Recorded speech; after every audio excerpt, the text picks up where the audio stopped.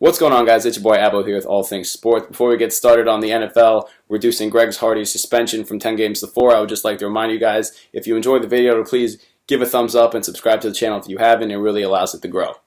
So the NFL has reduced Greg Hardy's suspension. This was a no-brainer in my eyes for more than a few reasons. One, Greg Hardy under the old CBA, when this infraction occurred, was supposed to have only a 2-game suspension, which is why he said to the NFL, I have no problem taking a 2-game suspension because that was significantly less than what you assigned me. And under the old rules, when I first had this violation occur, it said 2 games, I'll take 2 games. Those are your rules, I'm accepting them. The NFL then decided, once all this domestic violence happened and you saw Ray Rice punching his girlfriend in the face, to give him a 10-game suspension, which is actually more than the games he's supposed to get under the new rules and regulations. Now, the NFL loves to call itself a business and a league. You see it every single offseason, guys getting cut outright, getting franchise tagged when they long-to-long-term deals, guys that have killed themselves and have contractual obligations or want to get paid for killing themselves for their team that just don't get it, because the NFL is a business, it's an organization, and these are the causes and effects of the result of an organization like that. Well, it's supposed to go 2 ways. So if Greg Hardy is under the old rules and regulations supposed to get a 2-game suspension, that's what he's supposed to get.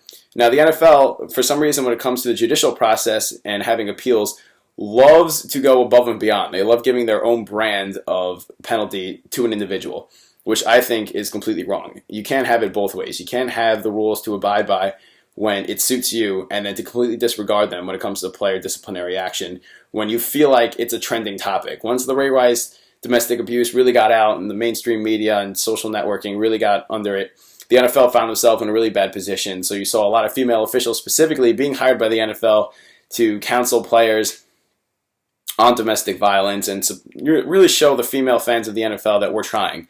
But had that not trended the way it did, you really wouldn't have seen a cause and effect, because the NFL brand itself, which is something the NFL loves to protect, was being damaged.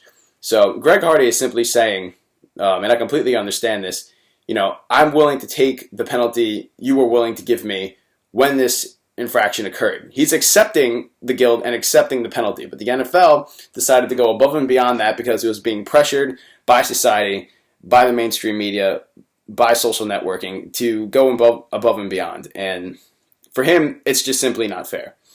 So 4 games, I don't know if Greg Hardy is going to take it, because he said he was going to take this to court for anything less than 2. But it was absolutely the right decision to reduce it in general, because if you're going to have rules and regulations in a league that loves to call itself a business, you need to abide by them. You have to show solidarity in the rules you put into place. And if they're going to completely disregard that, then Greg Hardy has full right to fight this to the bitter end.